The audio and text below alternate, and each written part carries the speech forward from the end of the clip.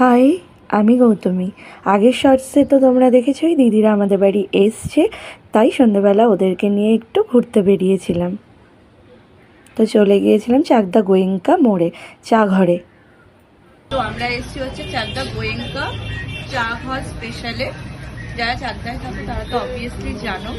আজকে আমার সাথে আছে আমার দিদি, দুটো আরো ফ্রেন্ড আমার। ও হচ্ছে ডলি, আমার একটা মিষ্টি বুনু বাইট দিচ্ছে। এটা আমার দিদি, মানে আমার বড় মাসির মেয়ে। এটা আমার আর একটা বন্ধু, ওর নাম হচ্ছে সুলতা। তো আমরা সবাই মিলে আজকে সন্ধ্যেবেলায় না দিদিরা যে কটা ড্রেস পরে রয়েছে প্রত্যেকটাই আমার ড্রেস। আমি ওদেরকে মনের মতো করে সাজিয়েছি, সবাইকে হালকা টাচ আপ দিয়ে মেকআপ করেছি, বাট আমি করিনি। আমি জাস্ট একটু স্কিন কেয়ার করেছিলাম আর লিপ বাম লাগিয়েছিলাম। আর এখানে আমাদের চায়ের সাথে এত বড় একটা বিস্কিট দেওয়া হয়েছিল, সেটা নিয়ে আমরা হাসাহাসি করছিলাম। সত্যি বলতে দিদিদের সাথে অনেক দিন পর বেরিয়ে এত আনন্দ করেছি সে আর বলার মতো নয়।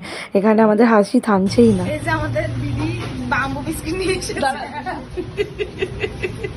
আমাদের দিদি বাম্বু বিস্কিট নিয়ে এসেছে। আমরা বাম্বু বিস্কিট খাবো চা দিয়ে। দিদি খাচ্ছে না? খা খা। আমরা কোথায় এসেছি? আমরা একান্ত অবনে এসেছি।